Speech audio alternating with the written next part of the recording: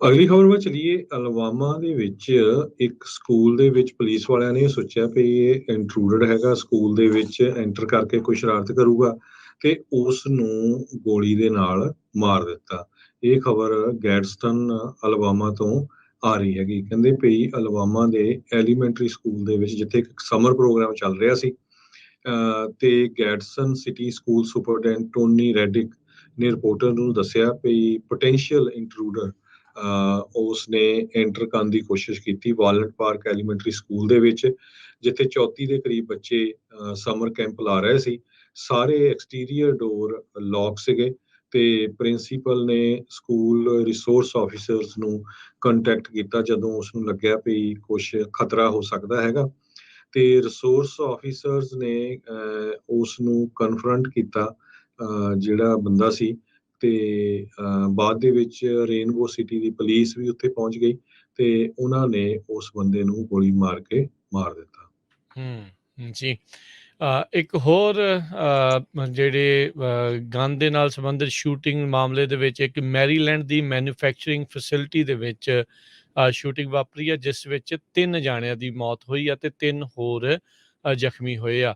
ਸਮਿਥਸਬਰਗ ਦੇ ਵਿੱਚ ਇਹ ਮੈਨੂਫੈਕਚਰਿੰਗ ਫੈਸਿਲਿਟੀ ਸੀ, ਜਿੱਥੇ ਇੱਕ ਬੰਦੇ ਦੇ ਦੁਆਰਾ ਗੋਲੀਆਂ ਕਹਿੰਦੇ ਆ ਉਹ ਚਲਾ ਦਿੱਤੀਆਂ ਗਈਆਂ, ਜਿਸ ਨਾਲ 3 ਜਾਣਿਆਂ ਦੀ ਮੌਤ ਹੋਈ ਆ। ਵਾਸ਼ਿੰਗਟਨ ਕਾਊਂਟੀ ਦੇ ਸ਼ੈਰਿਫ ਆਫਿਸ ਨੇ ਦੱਸਿਆ ਵੀ ਤਕਰੀਬਨ ਉੱਥੋਂ ਦੇ ਲੋਕਲ ਟਾਈਮ 2:30 ਵਜੇ ਦੇ ਮੁਤਾਬਕ ਕੋਲੰਬੀਆ ਮਸ਼ੀਨ ਜਿਹੜੀ ਕੰਪਨੀ ਸੀ ਸਮਿਥਸਬਰਗ ਦੇ ਵਿੱਚ, ਉੱਥੇ ਇਹ ਗੋਲੀਕਾਂਡ ਵਾਪਰਿਆ ਹੈਗਾ ਆ। ਸੋ ਕਹਿੰਦੇ ਵੀ FBI, ATF ਤੇ ਹੋਰ ਜਿਹੜੀਆਂ ਫੈਡਰਲ ਏਜੰਸੀਜ਼ ਇਸ ਦੀ ਜਾਂਚ ਦੇ ਵਿੱਚ ਜੁਟੀਆਂ ਹੋਈਆਂ ਨੇ ਤੇ ਜਿਸ ਨੇ ਗੋਲੀਆਂ ਚਲਾਈਆਂ ਆ ਉਸ ਨੂੰ ਕਾਬੂ ਕਰ ਲਿਆ ਗਿਆ ਆ ਤੇ ਕਹਿੰਦੇ ਵੀ is no longer threat to community, ਹੋਰ ਲੋਕਾਂ ਨੂੰ ਸ਼ਾਇਦ ਨੁਕਸਾਨ ਜਿਹੜਾ ਉਹ ਨਹੀਂ ਪਹੁੰਚਾ ਸਕਦਾ। ਸੋ ਜਿਹੜੇ ਰਿਪਰੈਜ਼ੈਂਟੇਟਿਵ ਡੇਵਿਡ ਥਰੋਨ ਆ, ਉਹਨਾਂ ਨੇ ਇਸ ਸ਼ੂਟਿੰਗ ਤੋਂ ਬਾਅਦ ਦੇ ਵਿੱਚ ਟਵੀਟ ਕਰਕੇ ਕਿਹਾ ਵੀ ਇਸ ਇਲਾਕੇ ਤੋਂ ਥੋੜਾ ਬਚ ਕੇ ਰਹੋ।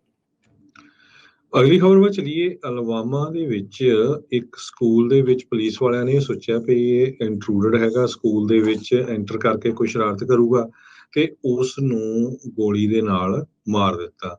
ਇਹ ਖਬਰ ਗੈਡਸਟਨ ਅਲਬਾਮਾ ਤੋਂ ਆ ਰਹੀ ਹੈਗੀ। ਕਹਿੰਦੇ ਵੀ ਅਲਬਾਮਾ ਦੇ ਐਲੀਮੈਂਟਰੀ ਸਕੂਲ ਦੇ ਵਿੱਚ ਜਿੱਥੇ ਇੱਕ ਸਮਰ ਪ੍ਰੋਗਰਾਮ ਚੱਲ ਰਿਹਾ ਸੀ ਤੇ ਗੈਡਸਨ ਸਿਟੀ ਸਕੂਲ ਸੁਪਰਡੈਂਟ ਟੋਨੀ ਰੈਡਿਕ ਨੇ ਰਿਪੋਰਟਰ ਨੂੰ ਦੱਸਿਆ ਵੀ ਪੋਟੈਂਸ਼ੀਅਲ ਇੰਟਰੂਡਰ ਉਸ ਨੇ ਐਂਟਰ ਕਰਨ ਦੀ ਕੋਸ਼ਿਸ਼ ਕੀਤੀ ਵਾਲਨਟ ਪਾਰਕ ਐਲੀਮੈਂਟਰੀ ਸਕੂਲ ਦੇ ਵਿੱਚ, ਜਿੱਥੇ 34 ਦੇ ਕਰੀਬ ਬੱਚੇ ਸਮਰ ਕੈਂਪ ਲਾ ਰਹੇ ਸੀ।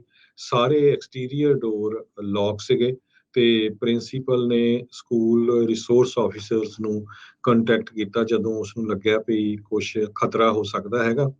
ਤੇ ਰਿਸੋਰਸ ਆਫਿਸਰਸ ਨੇ ਉਸ ਨੂੰ ਕਨਫਰੰਟ ਕੀਤਾ, ਜਿਹੜਾ ਬੰਦਾ ਸੀ। ਤੇ ਬਾਅਦ ਦੇ ਵਿੱਚ ਰੇਨਬੋ ਸਿਟੀ ਦੀ ਪੁਲਿਸ ਵੀ ਉੱਥੇ ਪਹੁੰਚ ਗਈ ਤੇ ਉਹਨਾਂ ਨੇ ਉਸ ਬੰਦੇ ਨੂੰ ਗੋਲੀ ਮਾਰ ਕੇ ਮਾਰ ਦਿੱਤਾ। ਜੀ। ਇੱਕ ਹੋਰ ਜਿਹੜੇ ਗਨ ਦੇ ਨਾਲ ਸੰਬੰਧਿਤ ਸ਼ੂਟਿੰਗ ਮਾਮਲੇ ਦੇ ਵਿੱਚ ਇੱਕ ਮੈਰੀਲੈਂਡ ਦੀ ਮੈਨੂਫੈਕਚਰਿੰਗ ਫੈਸਿਲਿਟੀ ਦੇ ਵਿੱਚ ਸ਼ੂਟਿੰਗ ਵਾਪਰੀ ਆ, ਜਿਸ ਵਿੱਚ 3 ਜਾਣਿਆਂ ਦੀ ਮੌਤ ਹੋਈ ਆ ਤੇ 3 ਹੋਰ ਜ਼ਖਮੀ ਹੋਏ ਆ।